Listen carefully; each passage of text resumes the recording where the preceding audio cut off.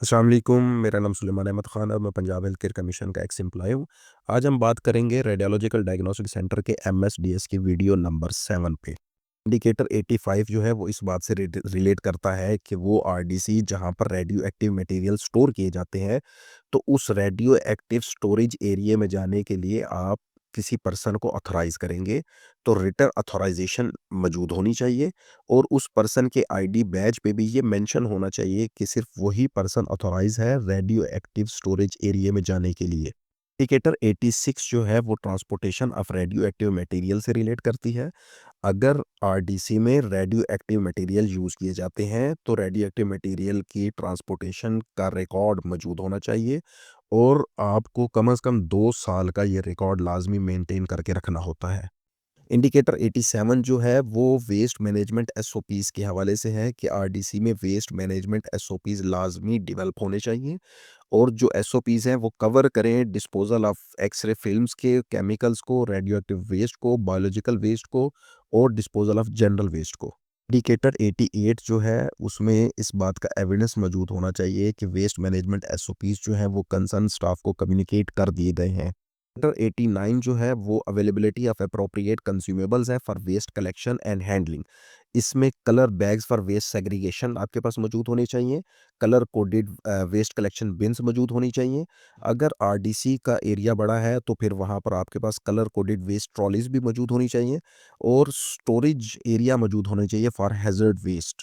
Letter 89 की requirement ये है कि आपका किसी भी वेस्ट मैनेजमेंट कंपनी के साथ वेस्ट का एमओयू मौजूद होना चाहिए और ये वैलिड होना चाहिए। अगर on the day of inspection ये एमओयू एक्सपायर हुआ तो पीएससी वेस्ट से रिलेटेड तमाम इंडिकेटर्स को फेल कर देती है। इंडिकेटर 91 जो है वो उसकी रिक्वायरमेंट ये है कि आरडीसी में इन्फेक्शन कंट्रोल प्लान मौजूद होना चाहिए।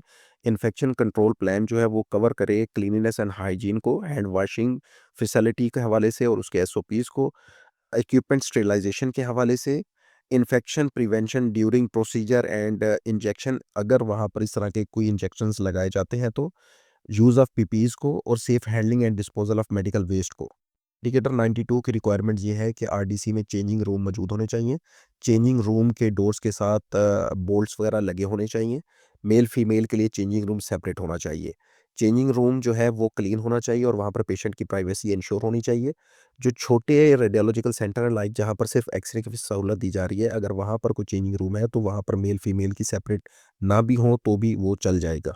इंडिकेटर 93 जो है वो क्लीन टॉयलेट और वॉशरूम की अवेलेबिलिटी के हवाले से है कि आरडीसी में आपके पास टॉयलेट्स मौजूद होने चाहिए जो क्लीन भी हो और वहाँ पर प्राइवेसी भी इंश्योर हो।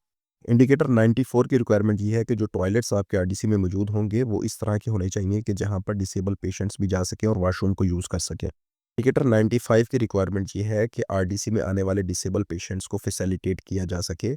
तो डिसेबल पेशेंट्स के लिए वहाँ पर व्हीलचेयर और स्ट्रेचर अवेलेबल होनी चाहिए और रैंप भी मौजूद होने चाहिए क्योंकि आप किसी भी पेशेंट को व्हीलचेयर समेत उठा के अंदर नहीं ले जा सकते, तो उसके लिए लाज़मी रैंप मौजूद होना चाहिए।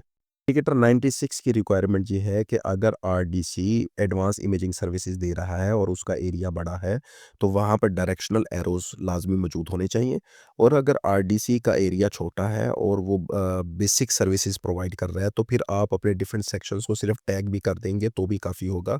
इसमें कम से कम आपका प्रोसीजर एरिया का टैग लाज़मी होना चाहिए, आपका रिपोर्ट कलेक्शन एरिया और टॉयलेट्स, इन एरियाज़ को आपने कम से कम लाज़मी जो है ना वो टैग करना है। इंडिकेटर 97 जो है कि आरडीसी में जो भी सर्विसेज दी जा रही हैं, वो पब्लिकली डिस्प्ले हों, रिसेप्शन या वेटिंग एरिया में जहाँ भी, लेकिन वो तमाम लिस्ट ऑफ सर्विसेज जो है, वो क्लियरली डिस्प्लेड होनी चाहिए। इंडिकेटर 98 की रिक्वायरमेंट ये है कि आरडीसी में कोई भी टेस्ट विदाउट किसी डॉक्टर एडवाइस के नहीं होगा। तो आप किसी भी पेशेंट का जब भी कोई टेस्ट करेंगे तो उससे पहले आपने उसका प्रिस्क्रिप्शन या डॉक्टर की एडवाइस लाज़मी देखनी है कि जिसमें डॉक्टर ने एडवाइस किया हो वो स्पेसिफिक टेस्ट या एक्स-रे। अगर आपको ये वीडियो इन्फॉर्मेटिव लगी हो तो काइंडली इसको लाइक और शेयर कीजिएगा और मेरे चैनल को सब्सक्राइब कीजिएगा ताकि इस वीडियो सीरीज़ के नेक्स्ट वीडियोस जब भी अपलोड हों तो आपको फौरी तौर पर उस हवाले से पता चल सके। पीएससी के रिलेटेड अगर आपको किसी भी किस्म की एमएसडीएस प्रिपरेशन या सीपीएसए अपलोड करने के हवाले से कोई भी कंसल्टेंसी सर्विसेज रिक्वायर्ड हो तो आप इस दिए गए नंबर पर रब्ता कर सकते हैं।